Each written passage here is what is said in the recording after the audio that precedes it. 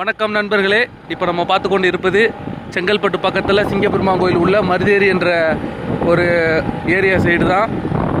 இந்த குளம் ஒரு அருமையான குளம், ஒரு ஏரின்னு கூட சொல்லலாம்.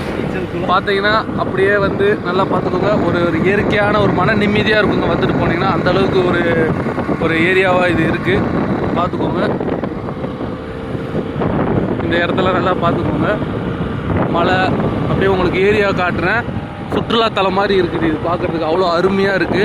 நீங்கள் இங்கே வந்தாலே உங்களுக்கு மைண்ட் ரிலாக்ஸாக இருக்கும், அந்தளவுக்கு ஒரு இதாக இருக்குது.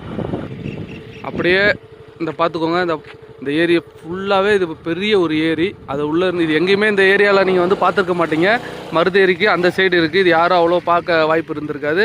நீங்கள் பாருங்கள், இங்கேருந்து நல்லா பார்த்துக்கோ. இந்த ஏரி இந்த பாலத்து வழியாக தான் போகுது. இது ஒரு புதிய ஒரு இது, அதை நல்லா பார்த்துக்கோங்க. எல்லா ஏரியா ஃபுல்லாகவே வந்து உங்களுக்கு நல்லா கலர்ஃபுல்லாக இருக்கும். ஒரு மைண்ட் ரிலாக்ஸாக ஆகும்னா இந்த வாங்க, இந்த சைடு செங்கல்பட்டில் இருக்கிறவங்க, மரமநகர் சைடு இருக்கிறவங்க எல்லாம் இந்த பக்கம் வந்தீங்கன்னா உங்களுக்கு ஒரு ரிலாக்ஸாக இருக்கும் மைண்டு. இப்போ நம்ம போய்கொண்டு இருக்கோம். இப்போ நம்ம அங்கே பார்த்தது மருதேரி சைடு. அப்படியே கொஞ்சம் உள்ளே வந்தோன்னா கொண்டாங்கி ஏரி இருக்குது. அந்த அருவி, கொண்டாங்கின்ற ஒரு அருவி இருக்குது, அதுக்கு தான் நம்ம இப்போ போய்கிட்டு இருக்கோம். அங்கே போயிட்டு உங்களுக்கு நான் காட்டுறோம்.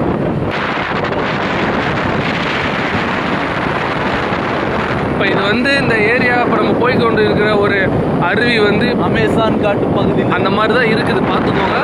ஆனால் இது எப்படின்னா அப்படி ஒரு 2 மாதத்துக்கு முன்னாடி இது எங்கே இருக்குன்னே தெரியாது. ஆனால் இப்போ வந்து ஒரு சுற்றுலாத்தலம் மாதிரி ஆயிடுச்சு. எல்லா மக்களும் வந்து போய்கிட்டு இருக்காங்க.